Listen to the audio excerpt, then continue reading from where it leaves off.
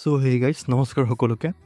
যিসকলে এতিয়ালৈকে আমাৰ জুবিনদাৰ অন্তিমখন চিনেমা ৰৈ ৰৈ বিনাল এখন চাবলৈ গৈছে, তেখেতসকলে হয়তো ন'টিছ কৰিছে যে এই চিনেমাখনৰ ইণ্টাৰভেলৰ সময়ত ককা দেউতা নাতি আৰু হাতী পাৰ্ট 2 এটা টিজাৰ দেখুওৱা হৈছে।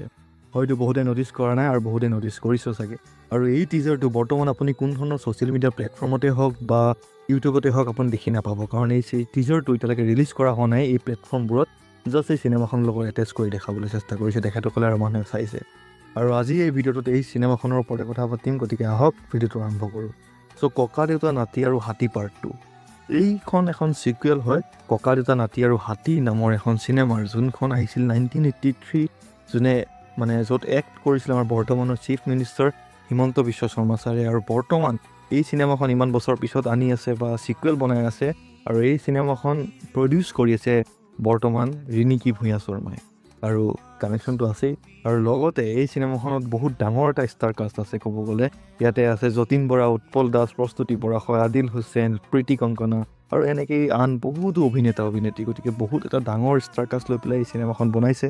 আৰু চিনেমাখন ৰিলিজ হোৱাৰ কথা আছিলে 21 নৱেম্বৰ তাৰিখে, কিন্তু বৰ্তমান চাগে পৰিস্থিতি সেনেকুৱা নহয়, গতিকে এই চিনেমাখনৰ ৰিলিজ ডেটটো পিছুৱা হ'ব। আৰু এই চিনেমাখনৰ টিজাৰটো যোনটো ইউটিউবত বা নৰ্মেলি সেনেকৈ ৰিলিজ কৰে, কিন্তু এবাৰ বহুত জল্দি ইউটিউবত ৰিলিজ নকৰাকৈ তেখেতসকলে চিনেমাখন লগত এটেচ কৰি দিছে। সেইটো এটা ভাল মাৰ্কেটিং ষ্ট্ৰেটেজি হিচাপে চাব গ'লে ভাল, কিন্তু তেখেতসকলে এইটো ভাল কৰিছে নে বেয়া কৰিছে এইটো মোৰ ওপৰত মই কোনো ক'ব নাযাওঁ। তাৰ ওপৰত এইটো আপোনালোকৰ মতে ক'ব। আপোনালোকে এই চিনেমাখনৰ লগত এটেচ কৰি দিয়াৰ কোনো মানে নাছিলে। আৰু অ'ভাৰঅল যদি মই টিজাৰটোৰ ওপৰত কথা পাতিবলৈ যাওঁ, তেন্তে টিজাৰটো চাই পেলাই মই ক'ব বিচাৰোঁ যে ইমান এটা বেয়াও লগা নাই, ইমান এটা ভালো লগা নাই।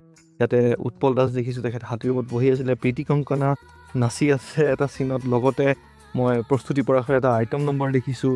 লগতে যতীন বৰা এজন পুলিচ অফিচাৰৰ মেবি ৰ'ল প্লে কৰিব, যোনজন চাগে আমাৰ ইয়াৰ নহ'ব। আই ডোণ্ট ন' এইটো চিনেমাখন বা ট্ৰেইলাৰটো আহিলে ভালকৈ গম পাম, বা এতিয়ালৈকে টিজাৰটো মই এবাৰ বা দুবাৰহে চাবলৈ পালোঁ, গতিকে ইমান এটা ভালকৈ ডিটেইলছত চাব নোৱাৰিলোঁ। গতিকে এই চিনেমাখনৰ এতিয়া কিমান দিন পিছত ৰিলিজ হয় সেইটো ঠিক নাই, কাৰণ বৰ্তমান নেক্সট কমচে কম 6 মাহমানটো অকল এখন চিনেমাই চলিব, সেইখন হ'ল ৰৈ ৰৈ বিনালে। আৰু এই চিনেমাখনৰ টিজাৰটো এনেকৈ ৰিলিজ কৰাৰ ওপৰত মতামতটো কেইবাৰ কমেণ্টত জনাব।